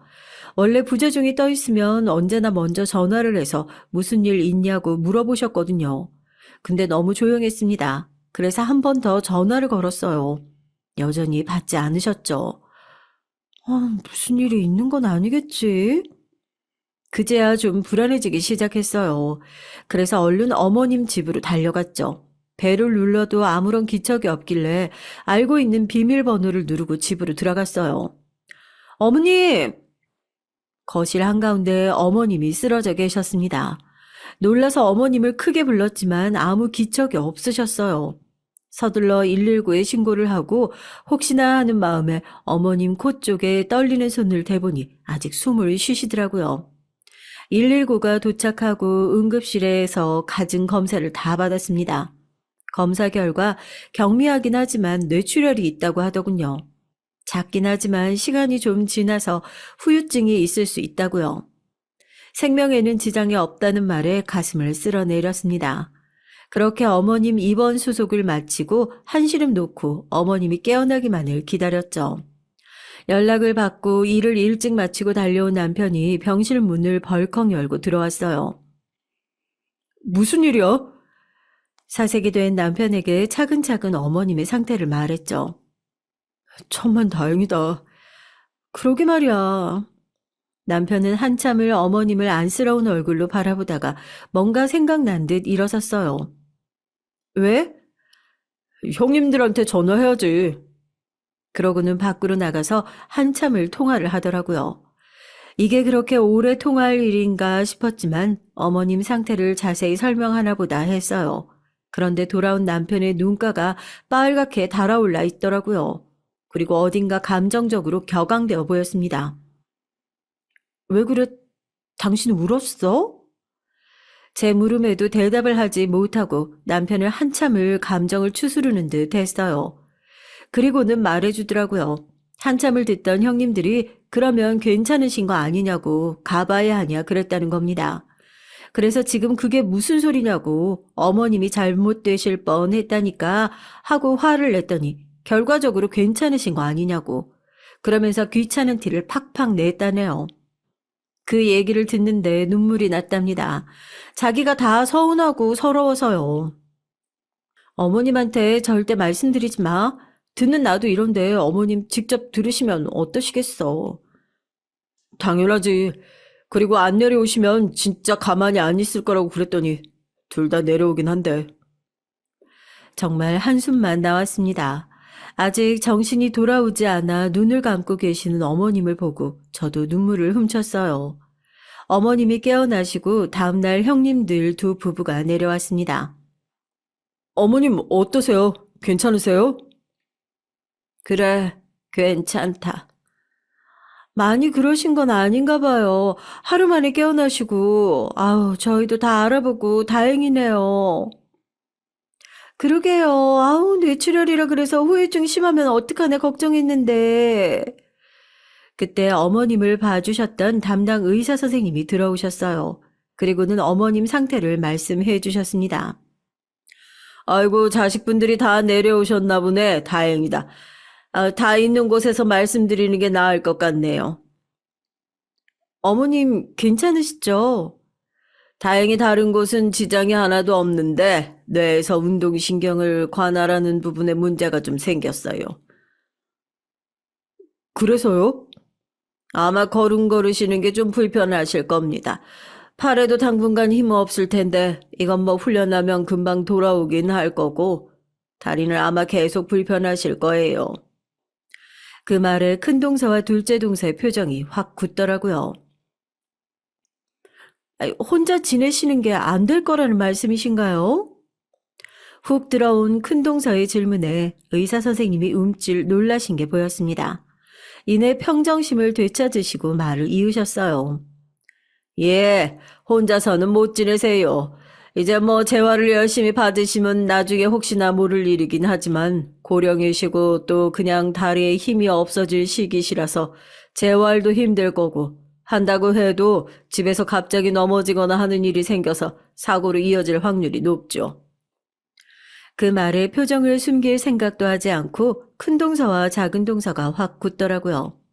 아마 상황상 자기들 중에 한 명이 모셔야 한다고 생각을 했을 겁니다. 저희가 가까이 살고 어머님을 자주 보살펴 드렸지만 저희는 사실 어머님께 유산상속을 하나도 받지 못했거든요. 어머님 앞으로 되어 있던 선산을 판 돈을 큰아주버님네와 작은아주버님네에서 나눠 가지셨어요. 그러면서 저희에게는 이렇게 말하셨죠. 어머님 지금 사시는 집은 돌아가시면 네가 가져라. 어차피 나중에 어머님은 우리 둘 중 하나가 모실 텐데 우리가 제일 많이 가져가는 게 낫지. 남편이 정말 착해서 넘어갔지만 다른 집안 같았으면 들고 일어났을 거예요. 그 선사는 10억이 넘는 돈이었고 어머님이 지금 사시는 집은 1억이 채 되지 않았거든요. 지방에 있는 작은 아파트라서요. 그때 분명 본인들이 해놓은 말이 있으니 차마 저희에게는 모시라는 말을 못할 게 뻔했고 그러면 둘 중 하나였죠. 그래서 그 얘기를 듣자마자 동서 둘의 표정이 확 굳은 겁니다. 다 알고 있는 얘기니까요. 적극적으로 동조하기도 했고요. 기력이 없으신 어머님이 잠시 눈을 붙이셨습니다. 그 앞에서 참담한 얼굴로 앉아있던 큰 동서와 둘째 동서가 작은 소리로 대화를 나누기 시작했어요. 먼저 입을 뗀 건 둘째 동서였습니다. 형님이 모셔야죠. 둘째 동서의 그 말에 큰 동서의 표정이 확 굳었어요. 그리고는 정말 정색하는 표정과 말투로 둘째 동서에게 말했습니다. 우리가 왜? 그때 1억 더 가져가셨잖아요. 6대4 비율이었던 거 잊으셨어요? 그건 우리가 어머님을 모신다는 약속을 하고 받아온 게 아니라 큰아들이라서 더 받은 거잖아. 법적으로도 큰아들 상속분이 제일 높으니까. 그러니까요. 법적으로 왜 큰아들 상속분이 제일 높겠어요? 그거 다 부모님 모시고 살라고 그런 거 모르세요? 그게 그런 거라고 어디 적혀 있어? 아, 그리고 그렇게 따지면 큰 도련님만 우리 집안에서 4년제 대학 나왔잖아. 지금 그 얘기가 여기서 왜 나와요? 왜 나오냐니. 아예 어머님한테 제일 많이 받아간 자식이니까 하는 거 아니야. 우리 남편은 고등학교 졸업하자마자 일해서 집안에 도움이 됐는데 큰도련님은 학비 다 받아가며 공부해서 지금 그 좋은 회사 다니는 거 아니야? 동서 말대로 제일 받아간 게 많은 사람이 모시는 거면 그건 당연히 큰도련님 아니야. 목소리가 점점 커지는 게 느껴졌습니다. 혹시나 어머님이 깨실까봐 어머님을 봤더니 여전히 눈을 감고 계시더라고요. 다행이라고 생각하고 얼른 두 분을 말렸어요. 나가서 하세요. 여기 어머님 주무세요, 지금. 하지만 감정이 격앙된 두 사람은 제 그런 말 따위는 들리지 않는 듯 했습니다. 아니, 지금 쪼잔하게 그런 거 하나하나 다 따지는 거예요? 쪼잔? 먼저 더 받아갔다고 모시라고 하기에 누군데? 그래서 똑같이 나도 말한 거잖아. 더 받아간 건 큰 도련님이 맞으니까. 목소리가 더 커지고 있었어요. 다시 한번 말려야 할 것 같아서 입을 때려는데 형수님들이라 아무 말도 하지 못하고 있던 남편이 한마디 하더라고요. 어머니 주무시니까 제발 좀 나가서 하세요, 네? 너는 나이도 어린 게 따박따박 형님이랑 형수님들한테 요즘 진짜 기어오른다, 어? 큰 아주버님이 남편을 향해 뭐라고 하더라고요. 정말 기가 막힌 상황이었습니다. 어머니 안 모시겠다는 얘기를 어머님 주무시는 옆에서 하고 있는데 나가서 하랬다고 버릇없는 막내 소리를 듣고 있어야 한다는 게 말이죠. 그 와중에도 큰 동서와 둘째 동서는 멈추지 않았어요. 아무튼 우리는 못 모셔. 집에서 살림만 하시는 분이 뭐가 그렇게 바쁜 일이 있다고 못 모셔요? 우리 애들 수험생이잖아. 그리고 뭐? 집에서 살림만? 그래, 너는 뭐 대단한 일 하니? 고작 동네 주민센터 공무원인 주제에 누가 보면 대단한 일 하나 하겠어. 지금 말 다 하셨어요? 요양원은 어때요? 큰 아주버님의 그 말에 동서 두 분이 말을 멈추더군요. 우리가 그 생각을 못했네. 그러게요. 비용이 얼마나 하나? 요즘은 시설도 괜찮대요. 다리가 불편하셔서 아마 좀 들긴 할 거야. 그럼 그것도 6대4로 해요. 뭐? 그런 것까지 이렇게 따져야겠어? 뭐든 공평하잖아요. 이게 진짜. 제가 도저히 못 참고 둘 사이에 섰습니다. 그리고 낮지만 무겁게 말했어요. 제가 모셔요. 제가 모실 테니까 여기서 그만하세요. 진짜 너무들 하신 거 아니에요? 지금 어머님 아픈 병실에 와서 이게 뭐 하는 짓들이세요? 뭐? 막내 동서가? 진짜로 모신다고? 왜요? 싫으세요? 제 그 말에 제 마음이 바뀔까봐 둘 다 손사래를 치더군요. 아니, 그래주면요. 우리 너무 고맙지. 그래, 어머님도 원래 지내던 곳에서 지내시면 좋을 거고, 원래 동서는 어머님이랑도 사이 엄청 좋았잖아. 금방 웃으며 그렇게 말하는 모습에 진짜 없던 정도 다 떨어지더라고요. 그렇게 두 부부를 보내고 나니 정말 지인이 다 빠지는 기분이었습니다. 보호자 휴게실에 멍하니 앉아있는데 남편이 조용히 제 옆에 앉더라고요. 아까 성질 같아서는 내가 모실 테니까 그만들 하라고 100번은 더 말하고 싶었는데 그건 당신이 결정할 문제니까 말 못했어.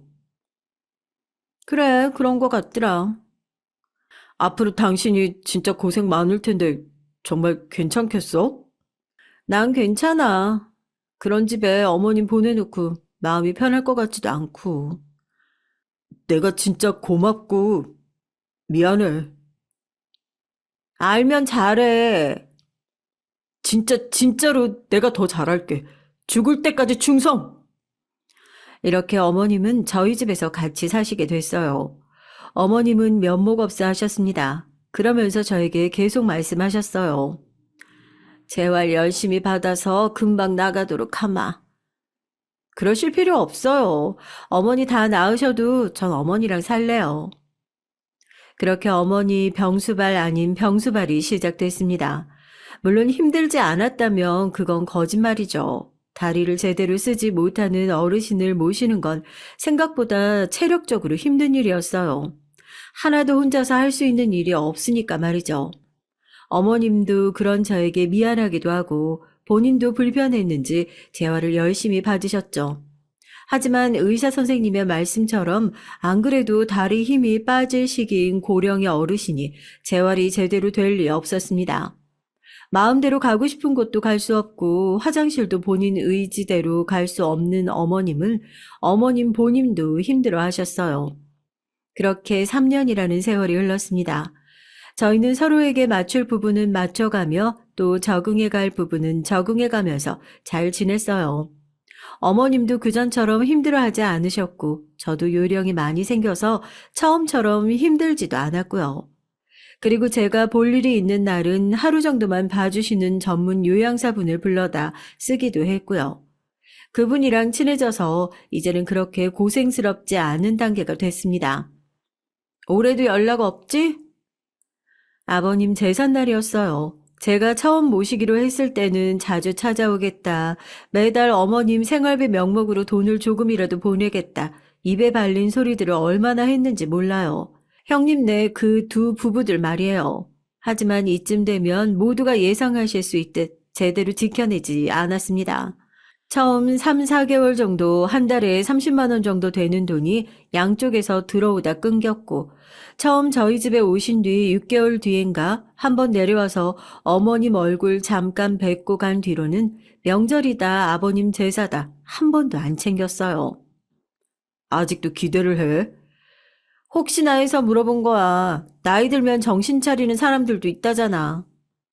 그 두 부부에게는 일어나지 않는 일인 것 같았지만요. 그렇게 포기할 건 해가며 나름 평화롭게 살아가던 어느 날이었습니다. 어머님이 방 안에서 저를 부르는 소리에 어머님이 계시는 방으로 갔죠. 무슨 일이세요?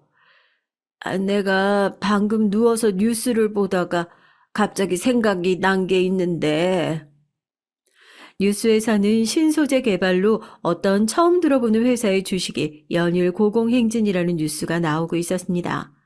그걸 보고 갑자기 뭐가 생각나신 건지 궁금해서 물었어요. 저걸 보고요? 말씀하세요. 예전에 나 옆집에 살던 할매 알지? 아, 네. 백할머니? 어머님이 친하게 지내던 옆집에 백씨 할머니가 계셨어요. 어머님이랑 정말 친하게 지내셨는데 어느 날 갑자기 아프시다는 소식이 들리더니 순식간에 돌아가셨거든요. 그걸 보면서 어르신들은 정말 한 번 아프면 순간이다란 말을 하면서 남편과 어머님께 잘하자 했던 기억이 났습니다. 근데 백할머니는 왜요? 보고 싶으세요? 아휴, 그 할매가 지금 보고 싶으면 따라갈 수도 없고 어떡해. 그건 그렇죠. 그 할매가 나한테 지 아들이 일하는 회사인데 나중에 엄청 대박이 터질 거라면서 주식인지 뭔지를 사두라는 거야. 근데 나는 뭐 그게 뭔지도 모르고 위험한 거 아닌가 싶어서 한사코 거절했는데 아이고 그 할매가 나를 은행에 끌고 가서 통장을 만들어주고 저금하는 거나 마찬가지니까 돈을 좀 넣으라고 해서 내가 돈을 넣었던 적이 있거든? 어머니가 주식을 하셨었어요? 제가 너무 놀라서 물었습니다. 정말 상상도 못했던 일이었거든요. 아유, 한 것도 아니지. 그냥 얼마 넣어놓고 잊어버리고 있으면 나중에 엄청 많이 벌 수 있을 거라고. 아들이 그랬다고. 그냥 잊고 있으라니까. 그래서 그냥 잊고 있었는데. 아니, 지금 뉴스에 나오는 저 회사가 그 회사인 것 같단 말이야. 네? 제가 다시 뉴스를 봤어요. 연일 상한가, 대체 얼마까지 뛸지 추측도 안 돼. 이런 얘기들이 나오는 걸 들었습니다. 그 회사는 저도 아는 회사였어요. 요즘 사회적 이슈였거든요. 물론 주식이 엄청 올라서 말입니다. 저 회사가 맞는 것 같은데, 아유, 통장을 어디다 뒀는지 기억이 안 나네. 저는 설마 하는 마음도 들었고 비슷한 이름의 회사들이 많으니까 어머님이 착각하시는 걸 수도 있으니 천천히 알아보자 했지만 어머님은 지금 당장 알아봐야겠다고 하셨어요. 그래서 은행 문이 닫기 전에 서둘러 은행을 향했죠. 그리고 거기서 어머님 계좌를 조회했습니다. 놀랍게도 어머님 앞으로 주식 계좌가 있었고 어머님이 돈을 넣어둔 회사는 그 회사가 맞았어요. 은행원이 눈을 동그랗게 뜨고 묻더군요. 거의 초창기에 넣으신 돈이네요. 한 주에 1,200원 할 때부터 어떻게 아시고 넣어두신 거예요? 아이, 친구 아들내미 회사라 친구가 나중에 오른다고 투자하라고 해가지고 그 친구분한테 집 한 채는 사주셔야겠네요. 아유, 그 친구는 지금 죽고 없는데 아이, 근데 집 한 채라니? 그 정도로 올랐어?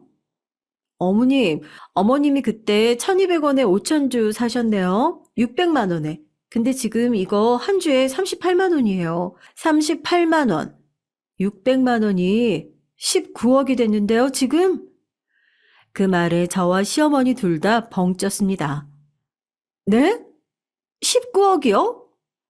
아유, 뭐 잘못 본 거 아니야. 은행원이 숫자를 어떻게 잘못 봐요. 그리고 어머니 이거 50만 원까지 간다니까 아직은 팔지 마시고 상황 좀 보다가 파세요. 집으로 돌아오는 내내 얼떨떨한 기분이 들었습니다. 19억이라뇨. 600만 원이 19억이라니 상상도 해본 적이 없는 돈이라 현실감이 없었죠. 니들이 착하게 살아서 복 받나 보다.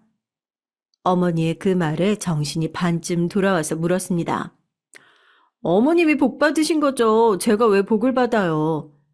다 니들 줄 거니까 그렇지. 그게 무슨 소리세요? 그때 선산을 첫째, 둘째 준 걸 난 아직 자다가도 벌떡벌떡 일어나서 후회한다. 꿈에 애들 아빠도 나왔어. 그걸 막내 주지 왜 망할 놈의 자식들 줬냐고 말이야. 그러면서 몇 번이고 같은 말을 반복하셨어요. 다 니들 줄 거다 하시면서 말이죠. 집에 와서 남편에게 말했더니 정말 놀라서 자빠지더라고요. 당연하죠. 상상이나 했던 일이었겠냐고요. 뉴스와 그 은행원의 말대로 그 주식은 가만뒀더니 한 주당 50만 원이 넘더라고요. 26억이었습니다. 26억이요. 어머님이 이제 찾자고 하셔서 은행에 가 전액을 다 찾으러 갔죠. 하루 정도 있어야 돈이 들어온다고 하더라고요. 어머님은 다음날 돈이 들어오자마자 26억 전액을 저희 남편의 계좌로 송금했습니다. 이걸 다 저를 주신다고요? 어머님 쓰실 건 두시지. 아유, 나 하루 종일 집에 누워있는데 돈이 뭐가 필요해. 그리고 먹고 싶은 거 하고 싶은 거 이미 며느리가 다 잘해주는데 내 앞으로 된 재산 하나도 안 남겨놓고 죽을 거다. 그래야 그 망할 놈의 자식들 앞으로 가는 게 하나도 없지.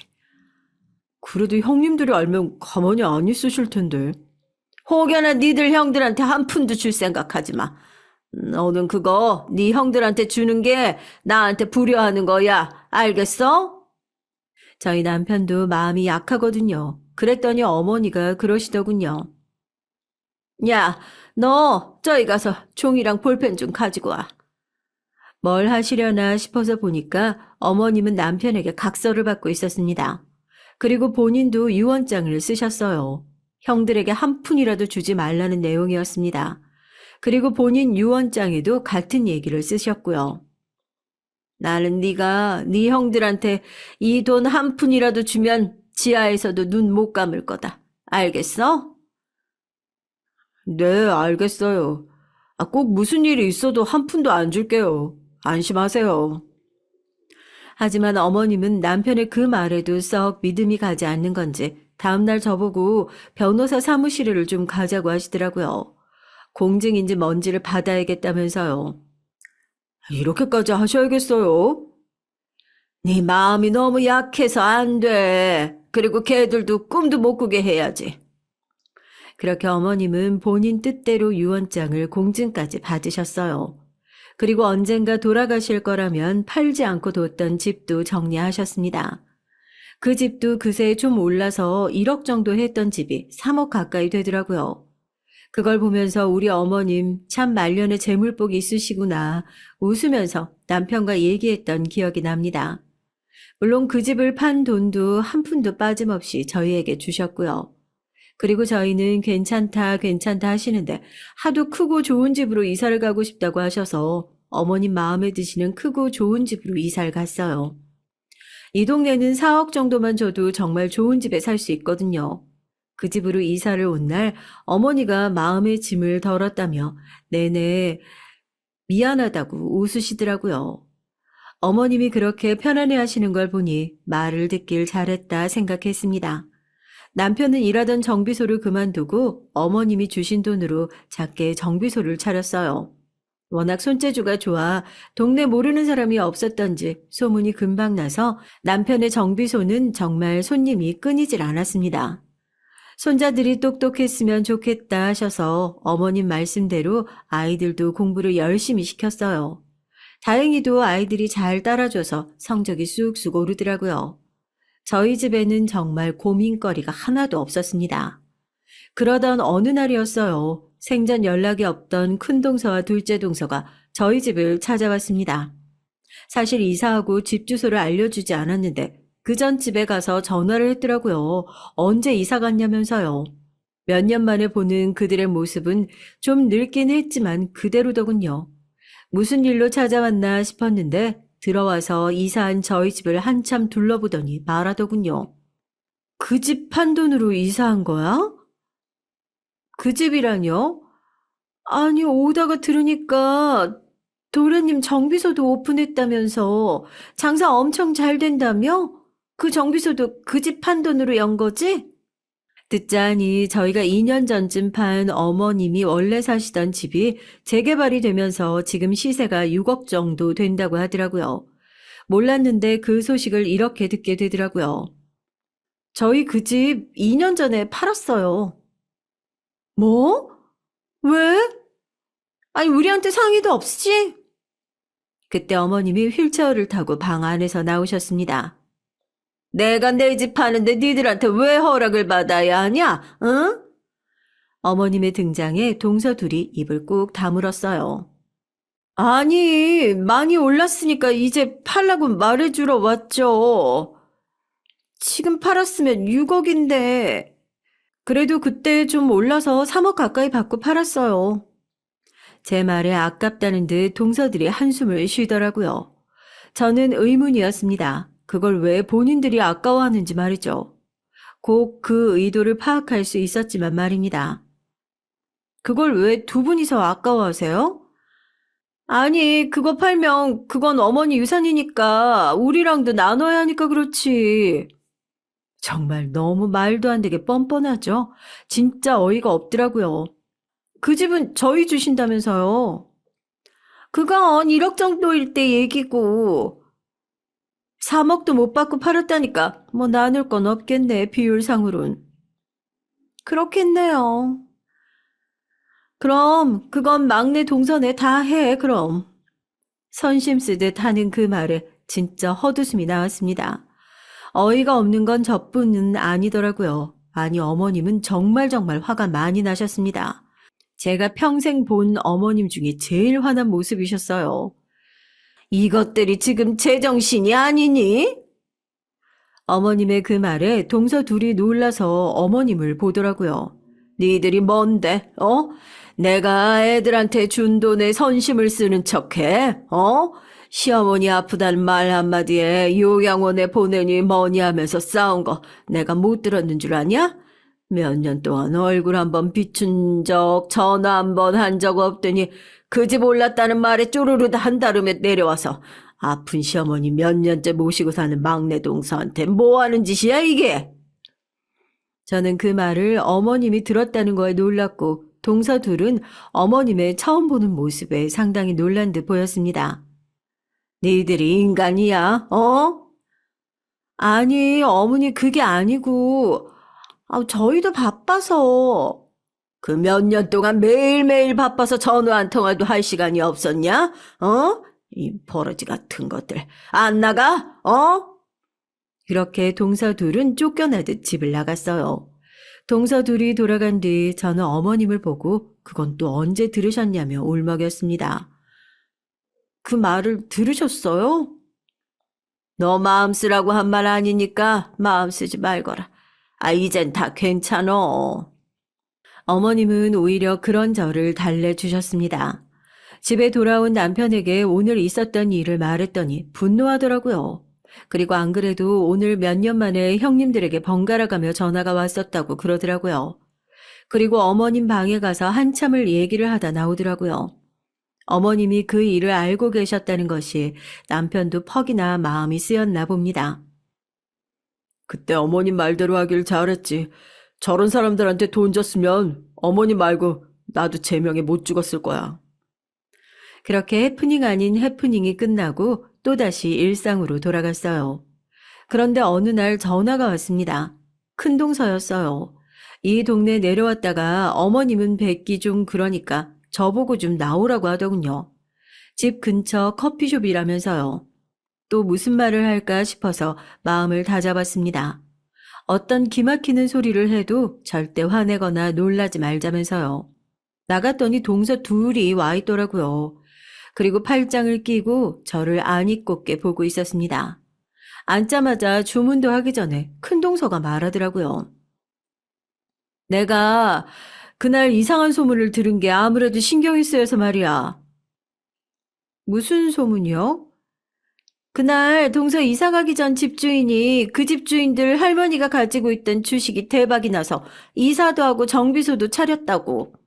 다 늙은 노인네가 주식은 무슨 주식인가 싶어서 말도 안 되는 소리라고 생각했는데 생각해보니까 말이 안 되잖아. 3억도 안 되는 돈으로 그 큰 집이랑 막내 도련님 정비소를 어떻게 차려? 그거 궁금해서 내려오셨어요? 우리도 알 건 알아야지. 그거 알아서 뭐 하시게요? 저한테 달라고 그러시게요? 소문에는 뭐 20억은 된다 그러기도 하던데. 그거 부풀려진 거고 그래도 10억은 넘을 거 아니야. 그 집에 정비소면. 그 아파트까지 13억이면 우리가 선산으로 가져간 돈이 큰 형님네가 6억, 우리가 4억인데 너무 불공평하잖아. 나눠야지 당연히. 그걸 왜 저한테 말씀하세요? 그 말에 또 자기들끼리 눈치를 보더군요. 어머님은 안 주실 것 같으니까 그렇지. 그러면 못 받으시는 거죠. 그건 어머님 돈인데. 그건 아니지. 엄연히 상속제도라는 게 있는 건데. 그건 어머님 돌아가셨을 때 상속해줄 사람이 없으면 법적으로 나누는 비율이고요. 어머님 살아계실 때 어머님이 직접 주신 건 나눌 필요가 없다고 들었는데요. 어머머, 그런 걸 다 알아봤어? 역시 착한 척하더니 여우라니까 여우. 두 분 다 돌아가세요. 저희 어머님한테 그 돈 받을 때 두 분 집에 한 푼 안 준다는 각서 쓰고 받았어요. 그 말에 그게 무슨 소리냐고 묻더군요. 그건 또 무슨 소리야? 어머님이 이 돈 한 푼이라도 두 형님네 집안으로 가면 저 세상 가서도 눈 못 감을 거라고 절대 한 푼도 주지 말라고 각서 쓰게 하셨어요, 남편한테. 그 말에 동서 둘 다 놀란 것 같았습니다. 그렇게까지 한 줄은 정말 꿈에도 몰랐겠죠. 그런 말까지 들으니 이제는 좀 상황 파악이 되는 것 같더라고요. 어머님이 절대 자기들에게는 한 푼도 주지 않을 거라고 말이죠. 그래도 가족인데 아예 안 줄 건 아니지. 그 전에 얼만데? 얼마를 버신 건데? 그래, 가족끼리 그러는 거 아니다. 진짜 노인네가 주식하는 방법은 어떻게 알아서 그걸로 돈을 버셨대? 가족이요? 서로 안 모시겠다고 어머니 주무시는 앞에서 싸워서 그걸 다 듣게 하고 몇 년 동안 전화 한 통 없다가 돈 때문에 내려온 사람 보고 가족이요? 제가 형님들한테 한두 번 속아요? 입을 삐죽삐죽 거리더라고요. 그래도 포기가 안 되겠는지 다시 말을 했습니다. 아니, 그래서 얼만데? 말해주지 말까 하다가 배 아프라고 말을 해줬죠. 그리고 그때 어머님이 자문 다 구해주신 돈이라 법적으로 저쪽에서 소송을 걸든 뭘 하든 저희에게 받아갈 수 있는 돈은 없다는 걸 알고 있기도 했고요.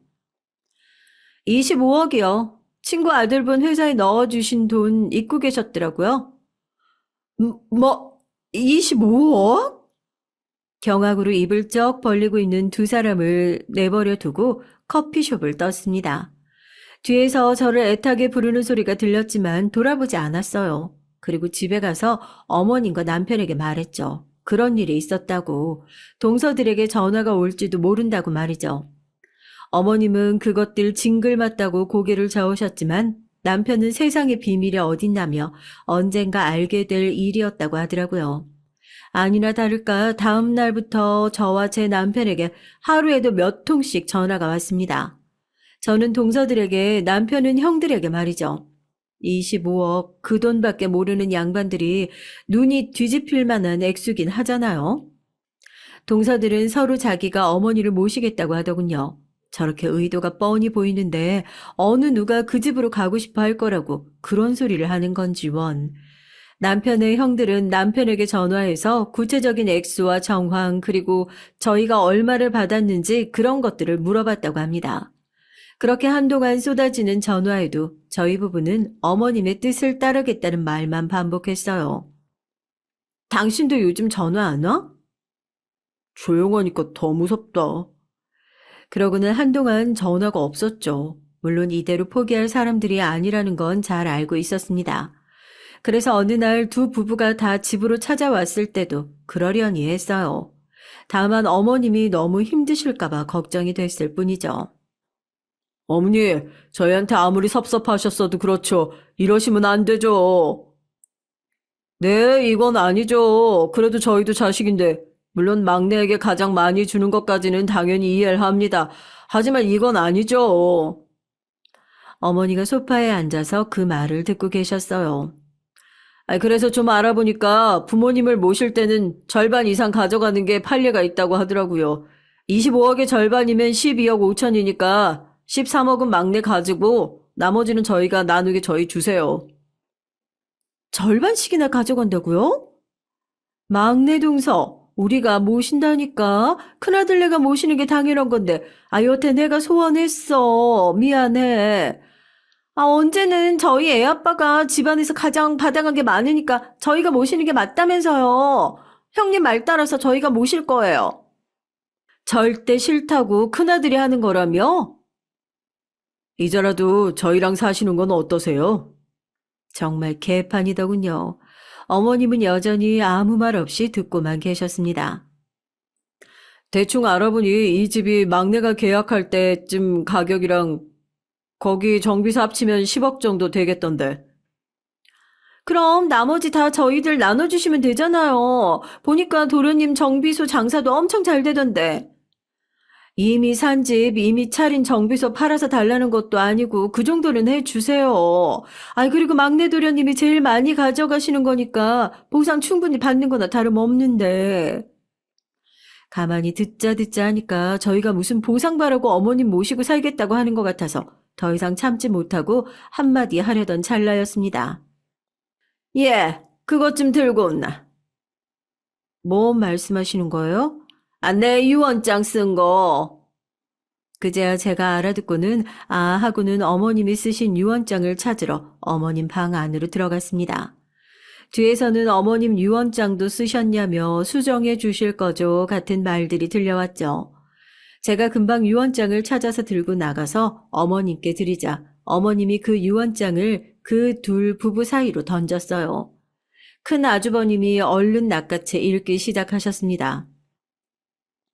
나 김인수는 내 전재산인 25억 9천만 원과 아직 정리 안 한 살던 집 일체를 막내 아들 김영민에게 오늘 날짜로 모두 상속한다. 이 상속이 된 재산은 내 살아생전은 물론이고 죽어서도 자기 형제들에게 나눠줄 수 없으며 의무도 없다. 어머니! 내가 애들한테 신신당부했다. 니들한테 한 푼이라도 주는 날엔 내가 죽어서도 눈을 못 감을 거라고. 천하의 불효자식 되고 싶지 않으면 니들한텐 단 한 푼도 주지 말라고. 그러니까 애들한테 돈 뜯어낼 생각일랑 하지 말고 법적으로 문제없게 상속했고 이 유언장도 다 공증받은 거니까 니들이 무슨 수를 써도 안 돼. 어머님이 이 정도로 치밀하게 준비를 하셨을 거라고는 전혀 생각하지 못했던 듯 두 부부 다 잠시 동안은 어안이 벙벙한 얼굴로 앉아 있더라고요. 아니, 어머님, 저에게 아무리 섭섭한 게 많으셨어도 그렇지. 이건 너무하신 거 아니에요? 저희 애비도 자식이에요. 니들이 언제 나를 부모 취급했다고 이제 와서 자식이라는 거냐? 저희가 어머니 잘못 챙긴 것도 맞고 어머님 섭섭하신 것도 맞지만 그렇다고 그 큰돈을 막내를 다 주시면 어떡해요? 내 돈 내가 알아서 하는 건데 니들이 왜 자꾸 입을 때 나는 다리 못 쓰고 누워있으면서 그날 니들이 나 요양원 보내니 많이 하는 얘기 생각할 때마다 그때 선산을 왜 니들한테 줬는지 너무 한스러워서 밥도 못 넘겼어. 그 말에 아주버님 두 분 다 움찔하시는 게 느껴졌습니다. 니네가 애들한테 전화해서 돈 달라고 들들 볶는 거 내 모를 줄 아냐? 응? 자꾸 그러면 변호사 사무실 찾아가서 줬던 것도 다시 달라는 소송인지 뭔지 걸 거다. 내가 전에 물어보니까 하려면 할 수도 있다던데. 어머니, 저희가 진짜 정말 잘못했어요. 그러니까 이제라도 잘할 수 있게, 반성할 수 있게 기회를 주세요. 네, 어머님, 저희 집에 가셔서 저희랑 사세요. 아니요, 어머님. 형님 집에 가시면 수험생들이 있어서 숨도 제대로 못 쉬실 거예요. 저희 집으로 가세요. 제가 일 그만두고 어머님 모실게요. 뭐? 동서, 지금 말 다 했어? 제가 뭐요? 전에 한번 갔더니, 화장실 가는 것도 뭐라고 하셨잖아요. 애들 물소리 거슬린다고. 그런 집에서 어떻게 아픈 어르신을 병간호를 하겠다고요? 이거랑 그거랑 같아? 뭐가 다른데요? 뭐 어머님이 가면 걔들이 수험생이 아닌 게 된대요? 어머님이 싸우는 둘을 향해 소리쳤습니다. 그만! 당장 이 집에서 나가! 어머님의 그 소리에 한동안은 나가지 않고 미안하니 돈을 막내한테 다 주는 건 아닌 것 같다느니 하는 소리들을 하다가 어머님이 경찰을 부른다고 하시니까 결국은 물러나서 가더라고요. 그 두 부부가 돌아간 뒤 어머님이 저희를 부르셨습니다. 절대 주면 안 된다. 알겠지? 예, 저도 형님들 미워요. 하지만 그 부부들은 포기하지 않았어요. 시간만 나면 저희 집 주변으로 찾아왔습니다. 어머님이 절대 말을 들어줄 것 같지 않자 저와 남편에게 회유와 협박을 하기 시작했어요. 물론 들은 척 하지도 않았지만 말입니다. 어머님이 안 준다고 했다고 동서까지 이럴 수 있어? 막내 동서 순하게 생겨서 욕심 진짜 많은 사람이었네. 전 재산을 기부를 하면 했지 두 분께는 절대 안 주기로 남편이랑 얘기 다 끝냈어요. 뭐? 기부? 미쳤나 봐. 두 분 주느니 그게 낫죠 뭐. 남편의 형들은 남편의 직장까지 찾아와서 행패를 부리는 것 같더라고요. 하지만 이미 저희 집 사정을 아는 동네 분들이 많으셔서 손가락질 당하고 돌아가셨다고 합니다. 아니, 저희 형제들은 지 엄마 돈 없다 할 때는 막내 동생한테 맡겨놓고 한 번 내려오질 않더니 주식으로 대박 났다니까 그냥 매주 찾아와서 돈 달라고 난리를 치고 지들이 모시겠다고 난리를 치고 그러네. 뭐 저런 자식들이 다 있어 그래? 그 뒤로는 두 부부 중 한 명의 얼굴이라도 보이면 사람들이 손가락질을 했어요. 하도 내려와서 시끄럽게 만드는 바람에 주변에 사는 동네 주민들은 얼굴을 외웠거든요. 그래서 이제는 자주 내려오지는 못하고 매번 전화나 문자로 난리를 치고 있어요. 정말 못 받을 것 같으니까 그 빈도수가 높아져서 전화번호를 한번 바꿔야 하나 고민 중입니다. 물론 금방 알아낼 것 같긴 하지만요. 한 번은 저녁 늦게 전화를 했다가 어머님께 걸려서 욕을 바가지로 먹었죠. 며칠 조용했지만 금방 다시 시작되더군요. 저희 어머님의 재산을 바라고 어머님을 모신 건 아니지만 사람이 착하게 살면 복을 받는다는 말이 저희에게는 맞는 일인 것 같습니다. 정비소는 점점 더 잘 되고 있거든요. 조만간 확장할 예정이고요. 저희가 세 식구 중에 제일 힘든 축에 속했는데 이제는 비교도 할 수 없게 풍족해졌습니다. 그래서 더 행복해졌다기보다는 그냥 할 수 있는 것들이 많아져서 편해진 건 있어요. 남편과는 어머니께 받은 돈 중의 일부를 조만간 기부하자고 얘기를 끝냈습니다. 그리고는 그들에게도 알려주려고요. 아무리 난리쳐봐야 우리가 기부를 했으면 했지 그들에게 한 푼도 줄 생각이 없다는 사실을 말입니다. 어머니는 다행히도 재활 운동이 조금 진전돼서 뭔가를 짚고 다니시면 어느 정도는 걸을 수 있게 되셨어요. 물론 10분 이상은 무리지만요. 그걸 기념해 조만간 명절에 맞춰서 저희 가족끼리 어머님과 다 같이 해외여행을 갈 생각입니다. 다들 간다는 그 명절 해외여행 저희도 이번에 가보려고요. 제 얘기는 여기서 끝낼게요. 마음은 착하게 먹으면 언젠가 큰 복이 예상치 못한 순간에 오기도 하니까 여러분들도 오늘부터라도 그렇게 지내보세요. 혹시 아나요? 저 같은 일이 여러분에게도 생길지요.